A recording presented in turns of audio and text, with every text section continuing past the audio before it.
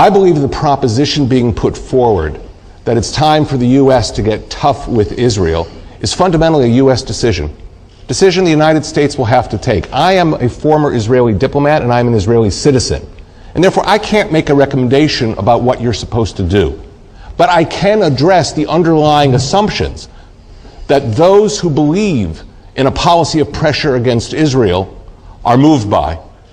First, most people who put forward the proposition that it's time to get tough with Israel assume that somehow if that happens and Israel is pressured, you will reduce the flames of radical Islamic rage, affecting organizations like Al-Qaeda that attacked you on 9/11. It's assumed that somehow the strength of groups like Al-Qaeda, the intensity of their hatred, are principally affected by the Arab-Israeli conflict. Obviously, pushing us to make concessions in that conflict would reduce that. But is that really true? After all, when was Al-Qaeda formed? Was it formed in 1948 when Israel was established? No.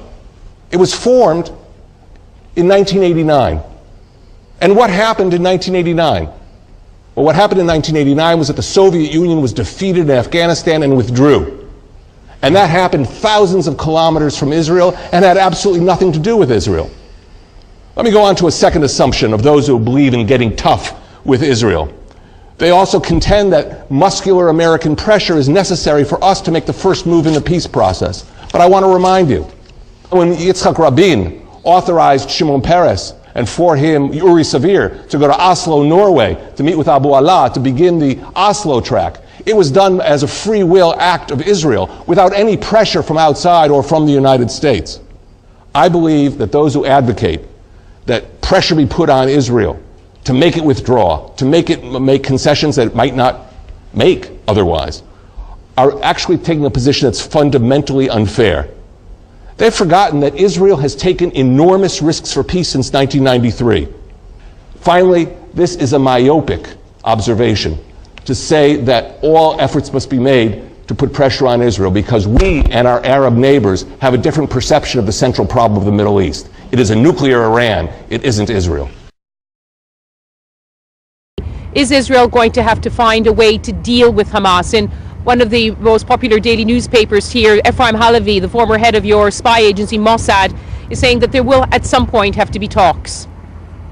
Well, there is a school of thought among ex-intelligence operatives that Israel should talk directly to Hamas, to Hezbollah, to Iran.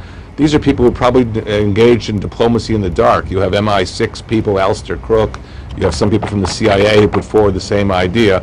But you have to remember, if Israel starts talking to Hamas, Hamas is the primary opposition to the regime of President Hosni Mubarak in Egypt. It's the primary opposition to King Abdullah of Jordan. I'm speaking about the Muslim Brotherhood, of which Hamas is the Palestinian branch.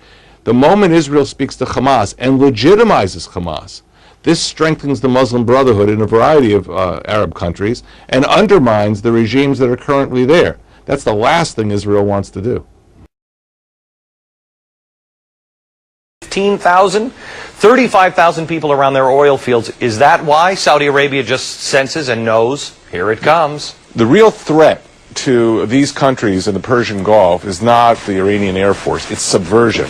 The majority, or almost the majority, about 50% of the oil-producing area, the eastern province of Saudi Arabia, is made up of Saudi Shiites, who for years have been rather quiet. But the Iranians are trying to drum up the resentment of Shiites to their Sunni masters. And it can be anticipated that the Ahmadinejad and his Revolutionary Guards will attempt to create havoc in the Saudi oil fields in the years ahead.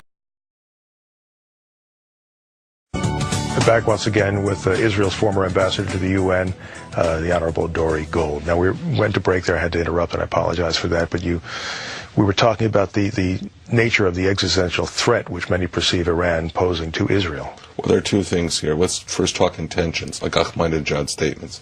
When Ali Khamenei, the supreme leader, made a very similar statement in 2002, the Iranians took his words, they put them on a billboard on the side of an Iranian truck with a Shihab 3 missile on it.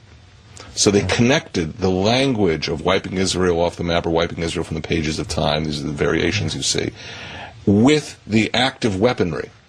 because Ahmadinejad again says, no, we're speaking about kind of deterministic development, that Israel will sort of fade away and won't last, like the Soviet Union fell apart, Israel will fall apart. No.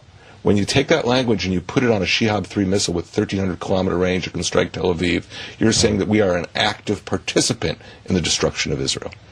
So that's, first of all, Iranian intentions. Iranian capabilities. They're building missiles that can strike Israel. That's where they're putting a lot of stress, although they have also procured BM-25 missiles from North Korea that can hit the middle of Europe.